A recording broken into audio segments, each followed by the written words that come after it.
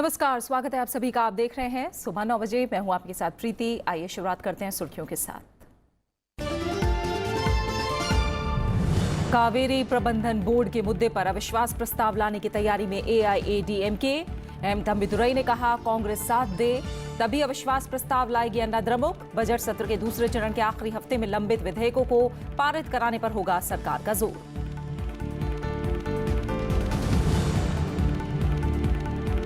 Iraq से आज भारत लाया जाएगा 38 भारतीयों का पार्थिव शरीर। विदेश राज्य मंत्री वीके सिंह परिजनों को सौंपेंगे शव। युद्धग्रस्त इलाकों में भारतीयों की सुरक्षा को लेकर संसदीय समिति में होगी चर्चा।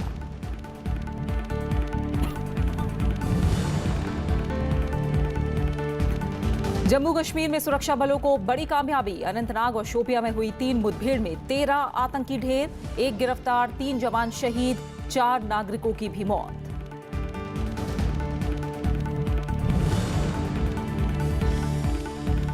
SC/ST कानून के तहत तत्काल गिरफ्तारी पर रोक संबंधी सुप्रीम कोर्ट के आदेश के खिलाफ आज पुनर्विचार याचिका दाखिल करेगी केंद्र सरकार।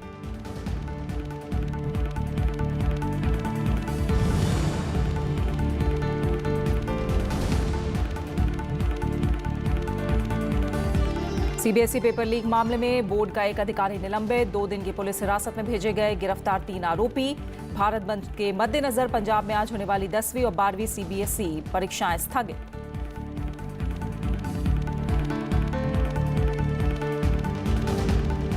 संसद के बजट सत्र के दूसरे चरण का 5वां और आखिरी हफ्ता आज से शुरू हो रहा है। बीते 4 हफ्तों की बात करें तो संसद की कार्यवाही अवरोध की वजह से बाधित रही है। सरकार और आसन के अनुरोध के बावजूद गतिरोध खत्म नहीं हुआ। दोनों सदनों के एजेंडे में बैंकिंग धोखाधड़ी पर चर्चा शामिल किए जाने के बावजूद इस पर चर्चा शुरू तक नहीं हो पाई है। सरकार अविश्वास प्रस्ताव समेत सभी मुद्दों पर चर्चा के लिए तैयार है। पीएनबी घोटाले पर प्रधानमंत्री से जवाब की मांग दोनों सदनों का मुख्य मुद्दा बना हुआ है। साथ ही आंध्र प्रदेश को विशेष राज्य के दर्जे का मुद्दा और कावेरी जल प्रबंधन बोर्ड के गठन पर गतिरोध टूटा नहीं है। वाईएसआर कांग्रेस और टीडीपी दोनों सदनों में आंध्र प्रदेश को विशेष राज्य के दर्जे के मुद्दे पर अड़ी हुई है। वहीं सरकार का जोर 3 तलाक, भगोड़ा आर्थिक अपराधी विधेयक समेत लंबित विधेयकों को पारित कराने पर है। कावेरी मुद्दे पर आक्रामक डीएमके और उसकी सहयोगी कांग्रेस को तमिलनाडु में सत्ताधारी पार्टी अन्ना द्रमुक ने राजनीतिक रूप से घेरने की कोशिश की है। पार्टी के वरिष्ठ नेता और लोकसभा के उपाध्यक्ष एम तंबिदुरई ने कहा, अगर कांग्रेस साथ दे तो अन्ना द्रमुक केंद्र की एनडीए सरकार के खिलाफ संसद में अविश्वास प्रस्ताव पेश करने के लिए तैयार है। कल चेन्नई में अन्ना द्रमुक नेता तंबिदुरई ने कहा कि सोनिया गांधी और राहुल गांधी को इस बारे में समर्थन देने संबंधी बयान जारी करने दीजिए, क्योंकि अगर कांग्रेस समर्थन देती है तो हमें अविश्वास प्रस्ताव पेश करने के लिए जरूरी सांसदों का समर्थन हासिल हो जाएगा। उन्होंने ये भी स्पष्ट किया कि अविश्वास प्रस्ताव केवल कावेरी मुद्दे को लेकर ही होगा, उसका संबंध किसी अन्य मामले से नहीं होगा।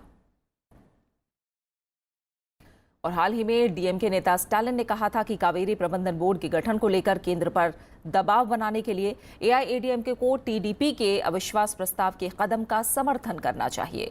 तमिलनाडु में डीएमके की अगुवाई में विपक्षी पार्टियों ने 5 अप्रैल को राज्यव्यापी बंद का आह्वान भी किया है। कावेरी प्रबंधन बोर्ड की मांग को लेकर तमाम विपक्षी पार्टियां केंद्र सरकार के खिलाफ प्रदर्शन करेंगी। डीएमके के कार्यकारी अध्यक्ष एमके स्टालिन ने कई विपक्षी दलों के नेताओं के साथ रविवार को बैठक की। बैठक में तमिलनाडु कांग्रेस के अध्यक्ष एस थिरुनवकुरासर, वीसीके के प्रमुख थिरुमावलवन, सीपीएम और सीपीआई के राज्य सचिव भी शामिल थे। बंद के लिए डीएमके ने किसानों, व्यापारियों समेत सभी से समर्थन की मांग की है। स्टालिन ने कहा कि बंद के बाद कावेरी राइट रिट्रीवल यात्रा का आयोजन किया जाएगा। बैठक के बाद कावेरी प्रबंधन बोर्ड के गठन को लेकर केंद्र के खिलाफ प्रदर्शन कर रहे डीएमके कार्यकर्ताओं और एमके स्टालिन को पुलिस ने कल चेन्नई में हिरासत में ले लिया था। वहीं 3 अप्रैल को एआईएडीएमके ने भी राज्य भर में भूख हड़ताल का ऐलान किया है। लोकसभा में आज राष्ट्रीय चिकित्सा आयोग विधेयक 2017 पर विचार होगा। पिछले हफ्ते केंद्रीय कैबिनेट ने इस विधेयक में संशोधनों को मंजूरी दे दी थी। इसके मुताबिक पूरे देश में फाइनल एमबीबीएस परीक्षा एक साथ होगी। इसका नाम राष्ट्रीय एग्जिट टेस्ट होगा और मेडिकल छात्रों को लाइसेंस के लिए कोई अन्य परीक्षा नहीं देनी होगी। आयुष चिकित्सकों के एलोपैथी प्रैक्टिस के लिए ब्रिज कोर्स का प्रावधान हटा दिया गया है। जिससे अब वो एलोपैथ को प्रैक्टिस नहीं कर पाएंगे। इस बीच एनएमसी बिल के प्रावधानों को लेकर देश भर के डॉक्टर और छात्र आज दोपहर 12 बजे से 2 बजे तक सांकेतिक हड़ताल करेंगे। इंडियन मेडिकल एसोसिएशन IMA ने ये जानकारी दी है।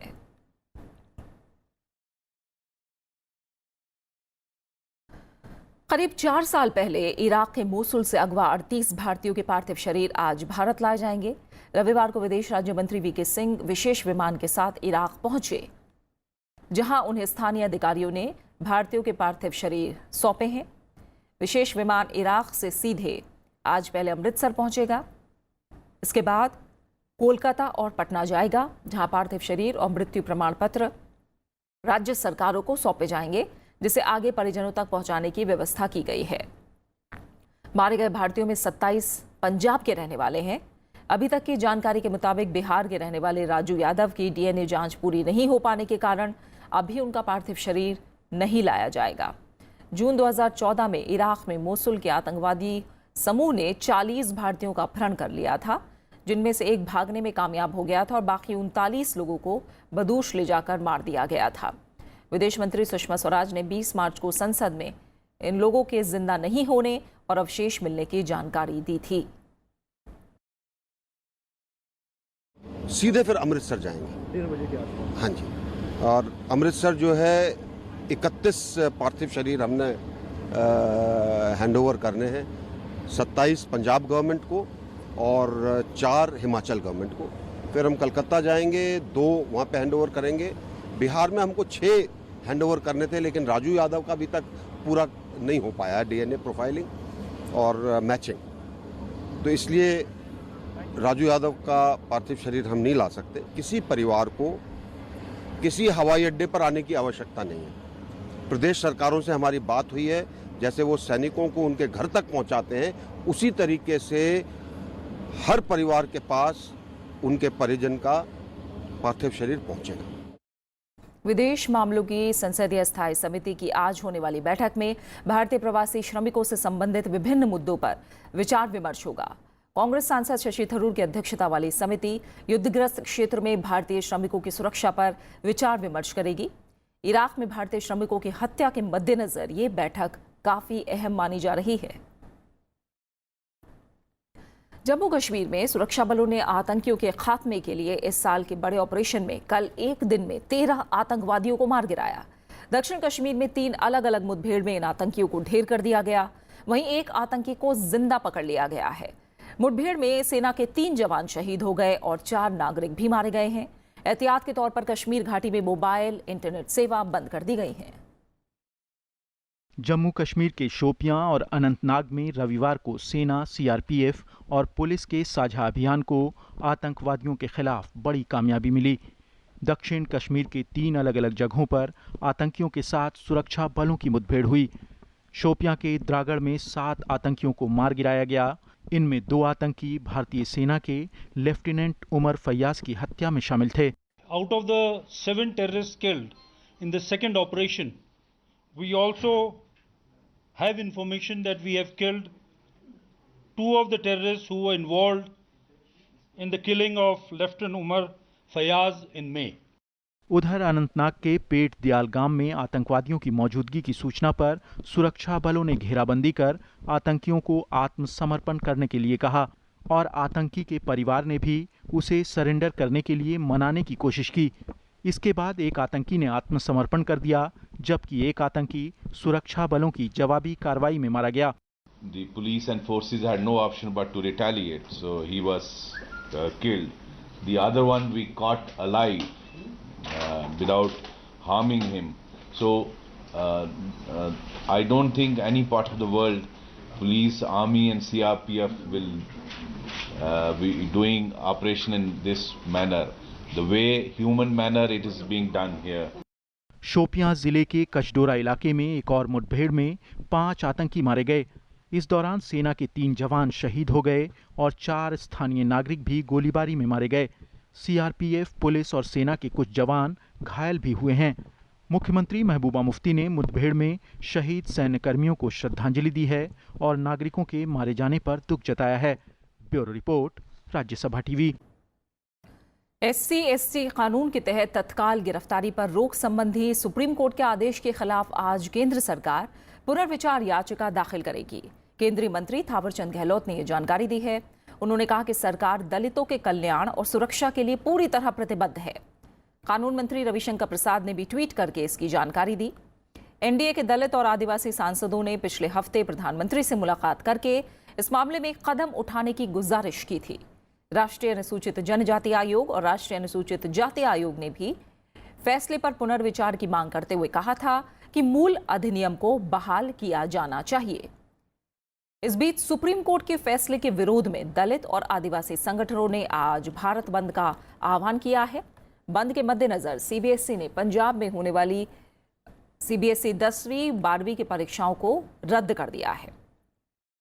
चंडीगढ़ और देश के अन्य भागों में परीक्षाएं पूर्व निर्धारित कार्यक्रम के मुताबिक ही होंगी और स्थगित परीक्षा की तारीख की घोषणा बाद में की जाएगी।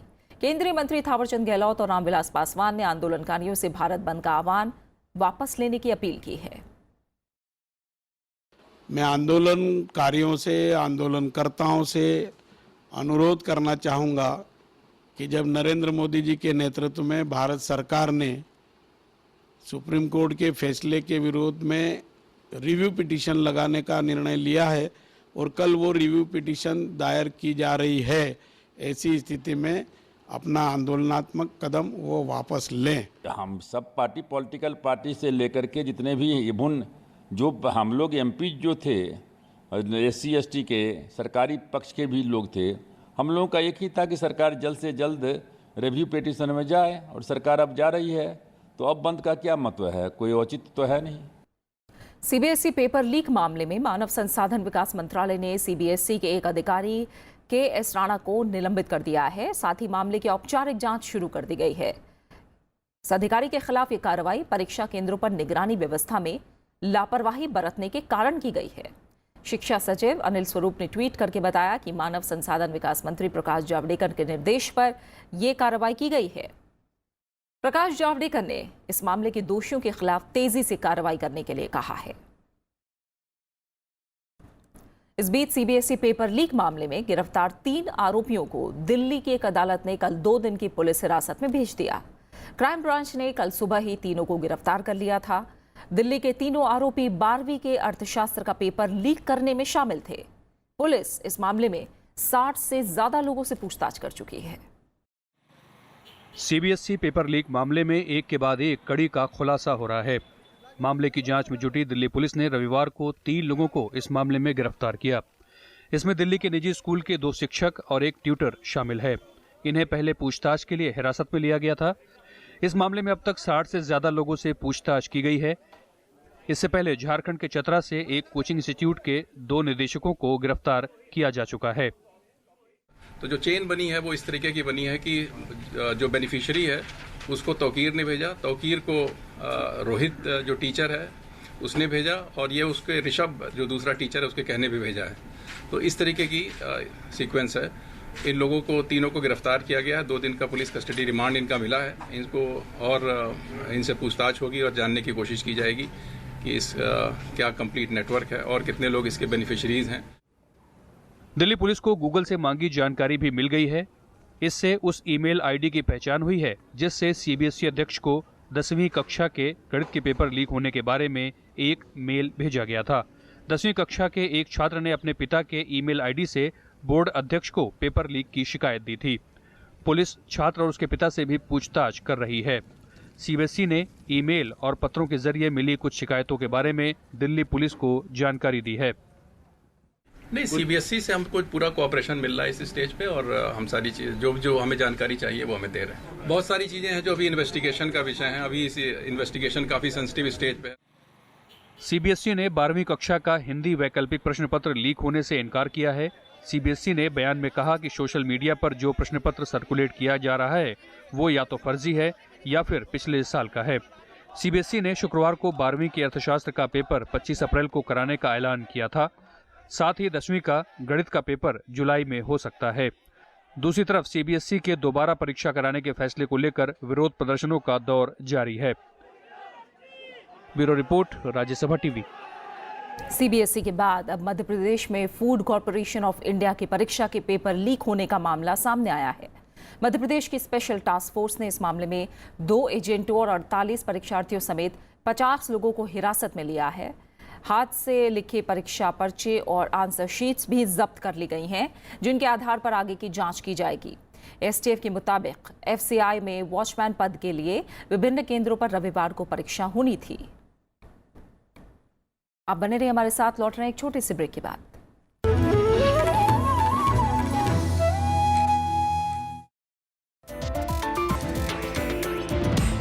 देश की सर्वोच्च पंचायत में होने वाली जनहित से जुड़ी चर्चाओं पर आधारित कार्यक्रम संसद संवाद में आप सभी का स्वागत है। संसद के शीतकालीन सत्र में दिल्ली की झुग्गी झोपड़ियों और अनाधिकृत कॉलोनियों को 3 साल की राहत देने संबंधित दिल्ली एनसीआर कानून दूसरा संशोधन विधेयक 2017 को राज्यसभा ने मंजूरी दे दी। दिल्ली की अनऑथराइज 1539 कॉलोनीज को प्रोविजनल सर्टिफिकेट्स दिए थे। मेरे ये समझ में नहीं आ रहा है तक इसको टाइम बढ़ाने की जरूरत क्यों पड़ रही है। आज ये कॉलोनियां 2000 से ऊपर पहुंच गई हैं। हम क्या कर रहे हैं, हर बार 3-3 साल के लिए इसको आगे बढ़ाते जा रहे हैं। लोगों पे तलवार भी लटक रही है और अनऑथराइज कंस्ट्रक्शन दिल्ली के अंदर जोरों पर हो रही है। The Delhi government has given an affidavit, Mr. Deputy Chairman, sir, before the High Court to say that it requires 2 more years to complete the exercise which it had embarked upon. Now, if the Delhi government cannot complete the work for 2 years, we are left with no option but to seek this 3-year extension.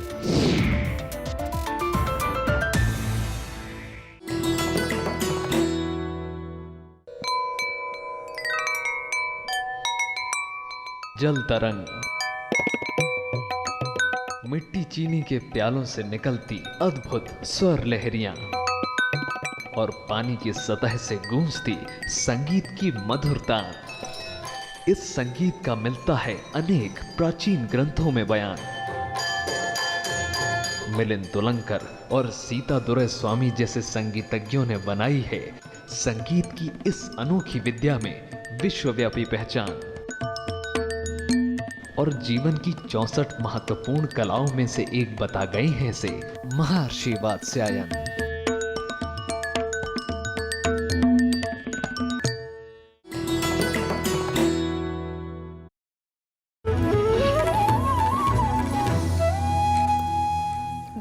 Electoral bond की बिक्री का दूसरा दौर आज से शुरू हो रहा है। दूसरे चरण में बॉन्ड की बिक्री 10 अप्रैल तक की जाएगी।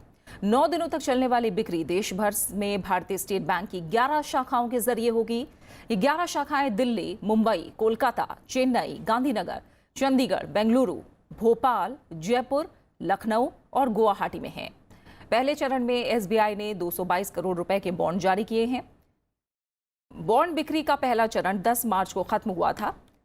इसके मुताबिक कोई भी भारतीय नागरिक या फिर भारत में स्थापित या गठित कंपनी राजनीतिक दलों को चंदा देने के लिए चुनावी बॉन्ड खरीद सकते हैं। नियमों के मुताबिक इस बॉन्ड को वही राजनीतिक दल ले सकते हैं जो जन प्रतिनिधित्व कानून 1951 की धारा 29A के तहत पंजीकृत होंगे या फिर जिन्होंने पिछले लोकसभा या किसी विधानसभा चुनाव में कुल वोट का 1% हासिल किया हो। सरकार ने राजनीतिक चंदे में पारदर्शिता लाने के मकसद से ये कदम उठाया है। वस्तु और सेवा कर जीएसटी के तहत ई-वे बिल व्यवस्था 1 अप्रैल से लागू हो गई है।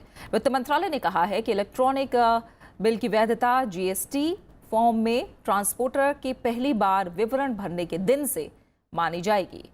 नई व्यवस्था में कारोबारियों को एक राज्य से दूसरे राज्य में 50,000 रुपए से अधिक कीमत का सामान ले जाने के दौरान ई-वे बिल रखना अनिवार्य होगा। रेलवे, हवाई और जल मार्ग से सामानों की आवाजाही के मामले में माल की आवाजाही शुरू होने के बाद भी ई-वे बिल तैयार किया जा सकता है। सामान की आवाजाही के लिए राज्यों में समानता लाने के लिए इस व्यवस्था को लाया गया है।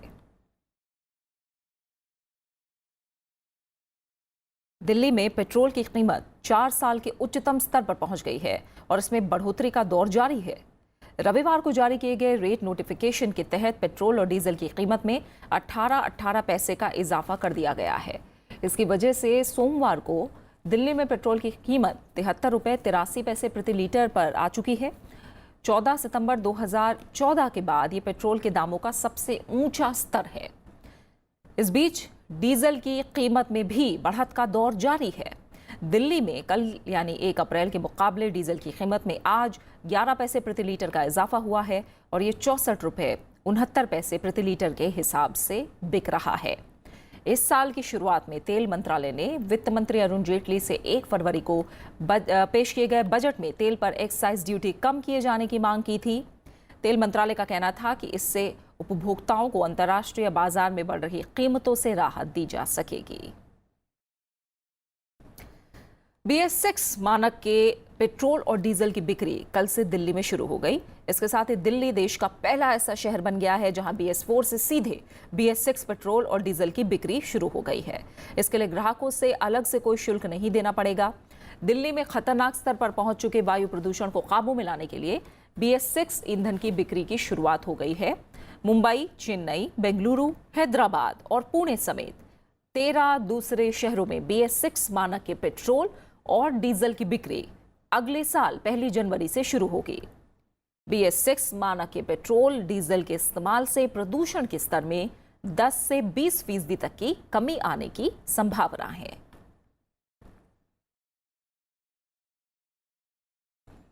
उपग्रह GSAT-6A के अभी भी सक्रिय रहने के बाद भारतीय अंतरिक्ष एजेंसी इसरो उपग्रह के साथ संपर्क स्थापित करने के लिए दिन रात मेहनत कर रही है। भारतीय अंतरिक्ष अनुसंधान संगठन इसरो के अध्यक्ष के सिवन ने कहा है कि हमारे पास उपलब्ध आंकड़े दर्शाते हैं कि उपग्रह के सक्रिय होने के कारण हम इससे फिर संपर्क कर सकते हैं। इससे पहले भारतीय अंतरिक्ष अनुसंधान संगठन ने कहा था कि GSAT-6A उपग्रह से उसका संपर्क टूट गया है। उपग्रह को गुरुवार को सफलतापूर्वक प्रक्षेपित किया गया था। संगठन ने एक बयान में कहा था कि उपग्रह के साथ संपर्क स्थापित करने के प्रयास किए जा रहे हैं। GSAT-6A उपग्रह को उसकी कक्षा में स्थापित करने का काम शनिवार को सफलतापूर्वक पूरा कर लिया गया। इसमें करीब 53 मिनट का समय लगा। महान क्रिकेटरों में शुमार सचिन तेंदुलकर ने राज्यसभा सांसद के रूप में अपना पूरा वेतन और भत्ता प्रधानमंत्री राहत कोष में दान कर दिया है। सदन में उनका कार्यकाल हाल ही में खत्म हुआ था। पिछले 6 सालों में तेंदुलकर को वेतन के रूप में करीब 90 लाख रुपए और दूसरे मासिक भत्ते मिले थे। प्रधानमंत्री कार्यालय की ओर से आभार पत्र जारी किया गया है। पत्र में कहा गया है कि ये योगदान मुश्किल हालात में फंसे लोगों की सहायता पहुंचाने में मददगार साबित होगा। बीजेपी अध्यक्ष अमित शाह आज से कर्नाटक के 2 दिवसीय दौरे पर हैं। इस दौरान वो राज्य के 3 जिले बेलगावी, बागलकोट और हावेरी का दौरा करेंगे। अमित शाह पहली बार इन इलाकों का दौरा करने वाले हैं।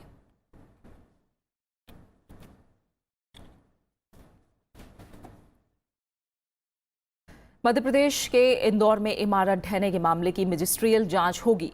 शनिवार रात होटल की 4 मंजिला इमारत अचानक ढह गई। इसमें 10 लोगों की दर्दनाक मौत हुई है और कई लोग जख्मी हो गए। हादसे के शिकार लोगों के परिजनों का आरोप है कि इमारत काफी जर्जर थी। मध्य प्रदेश के मुख्यमंत्री शिवराज सिंह चौहान ने हादसे में मरने वालों के परिजनों को 2 लाख और घायलों को 50,000 रुपए के मुआवजे की घोषणा की है। साथ ही घायलों के इलाज का खर्च भी सरकार उठाएगी।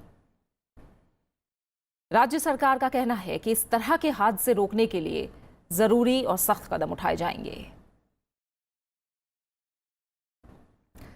नेपाल के प्रधानमंत्री का पद संभालने के बाद अपने पहले विदेश दौरे के तहत केपी शर्मा ओली 6 से 8 अप्रैल तक भारत का दौरा करेंगे। नेपाल के विदेश मंत्रालय ने इस बात की जानकारी दी है। इस दौरान केपी शर्मा ओली प्रधानमंत्री नरेंद्र मोदी के अलावा राष्ट्रपति रामनाथ कोविंद, उपराष्ट्रपति एम वेंकैया नायडू समेत कई वरिष्ठ नेताओं से मुलाकात करेंगे। इस दौरान उनके साथ एक उच्च स्तरीय प्रतिनिधिमंडल भी होगा। प्रधानमंत्री ओली उत्तराखंड के पंतनगर में स्थित गोविंद बल्लभ पंत कृषि और प्रौद्योगिकी विश्वविद्यालय में एक कार्यक्रम में शामिल होंगे। भारत की अपनी पहली यात्रा से पहले प्रधानमंत्री ओली ने कहा कि नेपाल के विकास में भारत सहायक भूमिका अदा करेगा। अमेरिका में H-1B वीजा हासिल करने की नई प्रक्रिया आज से शुरू होगी। ट्रंप प्रशासन ने इस तरह की वीजा जारी करने से पहले कड़ी जांच का प्रावधान किया है। USCIS विभाग के मुताबिक इस मामले में कोई भी गलती बर्दाश्त नहीं की जाएगी। H-1B वीजा प्रक्रिया भारतीय IT पेशेवरों में काफी लोकप्रिय है। अमेरिका में 1 अक्टूबर से शुरू होने वाले नए वित्तीय वर्ष 2019 के लिए ये आवेदन प्रक्रिया शुरू होने जा रही है। H-1B वीजा एक गैर प्रवासी वीजा है जो विदेशी कर्मचारियों को अमेरिका में काम करने की इजाजत देता है। IT कंपनियां इस वीजा पर बहुत ज्यादा निर्भर हैं और हर साल भारत और चीन जैसे देशों से हजारों कर्मचारियों को इस वीजा के जरिए नौकरियां मिलती हैं।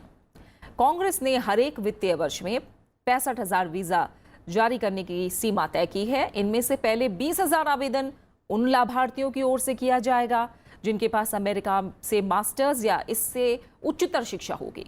इन लोगों को तय सीमा से छूट होगी।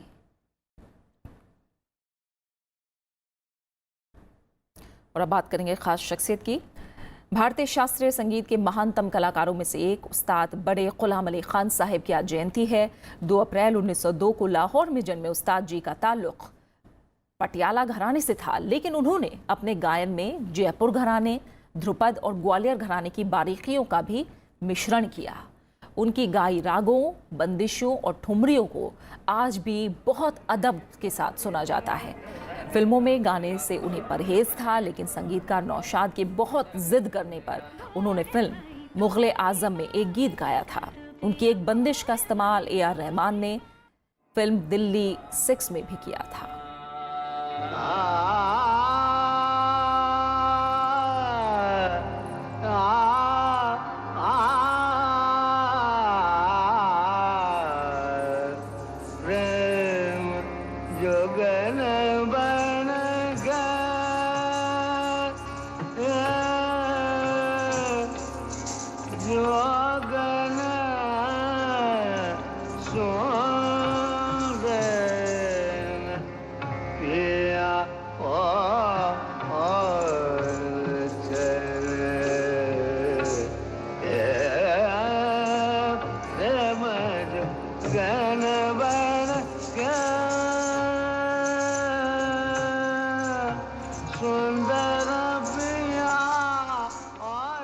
और आखिर में हेडलाइंस।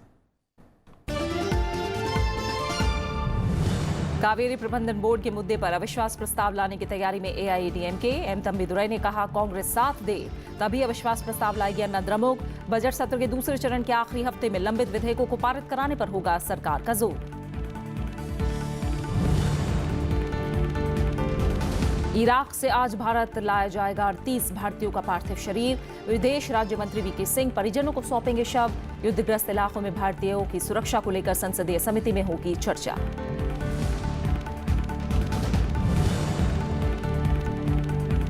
जम्मू कश्मीर में सुरक्षा बलों को बड़ी कामयाबी। अनंतनाग और शोपियां में हुई 3 मुठभेड़ में 13 आतंकी ढेर, 1 गिरफ्तार, 3 जवान शहीद, 4 नागरिकों की भी मौत।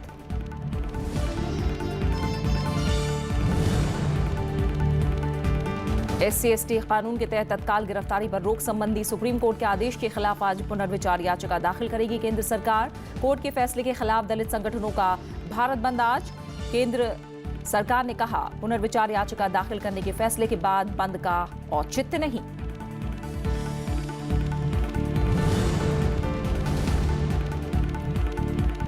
CBSE पेपर लीक मामले में बोर्ड का एक अधिकारी निलंबित। 2 दिन की पुलिस हिरासत में भेजे गए गिरफ्तार 3 आरोपी। भारत बंद के मद्देनजर पंजाब में आज होने वाली 10वीं और 12वीं CBSE परीक्षाएं स्थगित। और इसी के साथ फिलहाल सुबह 9 बजे की खबरों में मेरे साथ इतना ही। आगे आप देख सकते हैं सारा जहां।